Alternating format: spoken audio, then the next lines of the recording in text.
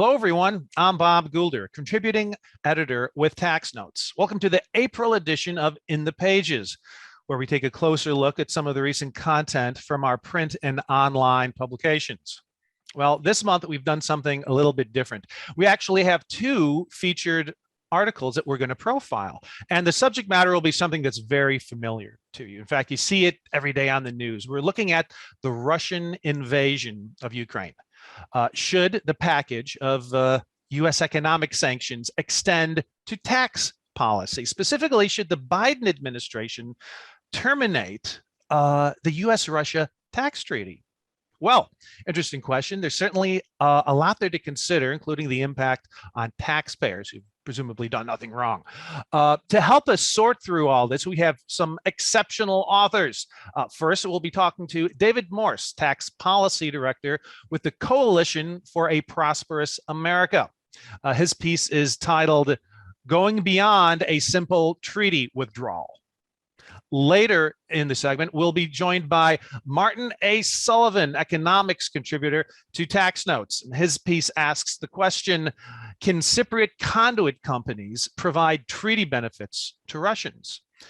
Interesting, because there are going to be issues there about the LOB provisions we're going to have to look at. So with that in mind, let's get started. David Morse, welcome to In the Pages.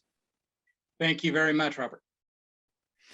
Now, here's the thing. The readers of Tax Notes are going to think that tax treaties are pretty important things, and so do big corporate multinationals who rely on them. They can reduce withholding taxes, they can relieve double taxation, and we like to think in our little world these are really important things. But something tells me that the Russian dictator Vladimir Putin just doesn't care about tax treaties. With that in mind, what is the argument which you've raised in your piece, for terminating this treaty? If it's not going to deter Putin's aggression, why do it? Right. Well, once again, thank you for having me on. I have to agree with you. It's not going to affect Putin. I mean, if you look at what he's been willing to sacrifice for a military victory and the amount of unfortunate and horrific death on the part of Ukrainian civilians, to think that a simple tax treaty withdrawal will even blip on his radar is incredible.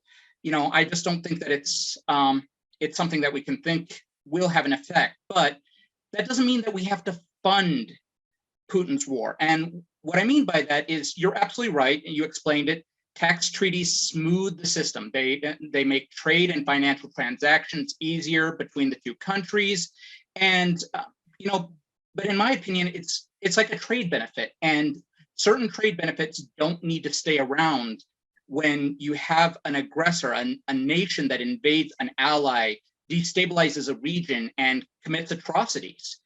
So if you look at it, you're actually looking first at the idea that you're signaling the rest of the world. You're telling them, we do not accept this. Even if we have a pre-existing agreement, there is something that we expect out of you out of that agreement. There was a promise. It's implicit, but in the U.S.-Russia treaty on tax, the promise was that Russia would be a peaceful partner in the global economy. I mean, we encouraged production in Russia by American companies to produce goods that ended up getting sold back to the United States. Now, I have my own issues regarding that, considering reshoring, but we thought that would be enough to check the authoritarian tendencies. Obviously, we were wrong, and now we have to deal with those consequences. But if you even go beyond that symbolism, as the end of the treaty comes around, the tax benefits on US sourced dividends and related party interests end for Russians. Now, when you think about who is actually investing in our country, these are probably the kleptocrats. They're the most likely beneficiaries of these benefits as they currently stand. We're not talking about the Russian middle class mostly, and that's actually a rare thing for economic sanctions. Many times, unless you specifically target and name a person, the generalized economic sanctions many times hit the everyday Russian person. So geopolitically, I think this is a wise policy. It means less money flowing into the upper echelons of the Russian government, and I think that's a good thing. Right now today, if you had President Biden's ear, what would you tell him about countering Putin's aggression in terms of tax policy? One thought. My temptation here is to immediately run to sales factor apportionment and argue that taxation on pure destination-based territorial system would remove most of the underlying issues for tax policy. Realistically, Ukraine is not a problem that will be resolved with just one tax or trade policy. I'm not sure Russia is ready for a prolonged NATO war, but I will admit I'm worried the US isn't ready either. Ukraine needs a strong United States and a strong NATO to keep them armed and to help the Ukrainian refugees supplied, fed, housed. So I think I'd start with, Mr. President, you campaigned on Build Back Better. You realized there was inherent weakness in our capabilities, and COVID proved you right with the brittle supply chains. Please prioritize a return to the arsenal of democracy, tax policy, trade policy, and economic policy that prioritizes domestic companies and domestic production. Arsenals are not just weapons, they're also the support structures for food, supplies, and the supply chains for critical resources. Right now, we do have inherent weaknesses. If we were cut off from critical resources, we'd have to prioritize ourselves over Ukraine. Now, that would be my statement. I think the administration actually sees these issues. I think they're actually working on them, but I think they're also trying to resort to half measures to not jolt the system. But if a recession is coming, like people are predicting, and higher domestic production with a purpose can only be a good thing for that. And increasing American production to provide for Ukraine seems like a strategic and beneficial investment to me. So I'd advise them and the rest of Congress to emphasize and speed up reshoring of critical supply chains, especially from potential adversaries. There you have it. The author is David Morse, Tax Policy Director of the Coalition for Prosperous America. The article is titled Going Beyond a Simple Tax Treaty Withdrawal, and you can find it in the Tax Notes archive. David, thank you so much for joining us. Oh, thank you very much for having me. Moving on now to the second of our featured articles for the month. I am joined by economics contributor Marty Sullivan, a very familiar face to people who watch the show and read tax notes. Marty, thanks for being on the show. Thanks for having me, Bob.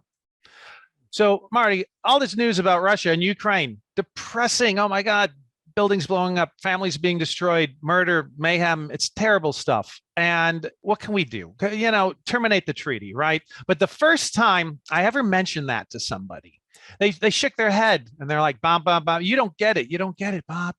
It's not going to do any good because the Russians have conduit entities and they'll go through some other nation, maybe a nation that's a member of the EU, maybe a nation with a US tax treaty, who knows, but they'll use conduit shell companies in other countries, and terminating the treaty with Russia won't do any good. Now, you sat down and you did some research, you crunched some numbers, as you so typically do. And one of the things I love about your tax notes articles is that I tend to be a visual learner, and you presented us with a figure 1 and figure 2. Folks at home listening, if you've got the article, you know exactly what I'm talking about. There's something that stands out on those charts. What is it? What did you discover when you scrutinized the data? Two things. One is that the Cyprus economy and the Russian economies are very intermingled. You can't really talk about one without acknowledging the other. And the second thing is a lot of it is just conduit, not real activity. So that was a real eye opener for me. I must have read 50, posts on the internet about, Cyprus is Moscow on the Mediterranean, and the two economies are intermingled. But until I saw the data, it didn't really hit home. And it's just absolutely incredible. Well, why Cyprus? That's my next question. Why Cyprus? Mm-hmm. Does it have strange tax rules, banking rules? Does it have a light touch in terms of its regulatory involvement? You can say that about a lot of countries, but is there something about like a debtor-creditor relationship, something where Russia got their hooks into Cyprus and Cyprus became dependent and just fell into their sphere of influence? Well, Bob, I can't answer your question why Cyprus, but I can give you some background, which is Cyprus used to be a dependency of the UK, and in 1960 it became independent. And it was, if you take a look at the map of the Mediterranean when you have nothing else to do, Cyprus is all the way on the eastern side, close to Syria. It's a beautiful, it must be, well, all the photos, it's an absolutely beautiful place. So that's one thing to keep. So in 1960, they gained their independence. They're agricultural. They're not very well developed. Well, as you know, when the wall came down, the Berlin Wall came down in 1989, I believe. The Soviet Union came apart into the Russian Federation, and that's when the Russians, you remember that old movie, The Russians Are Coming? That's when the Russians came to Cyprus with lots of money, buying real estate, buying yachts, in some cases, buying citizenship. And it really transformed that little Cyprus economy from maybe an agrarian, tourism, shipping, into more of a financial hub. And then what even made it even more attractive was in 2004, Cyprus became part of the EU. In 2008, it adopted the euro. And don't forget that they used to be a British, so they used British law.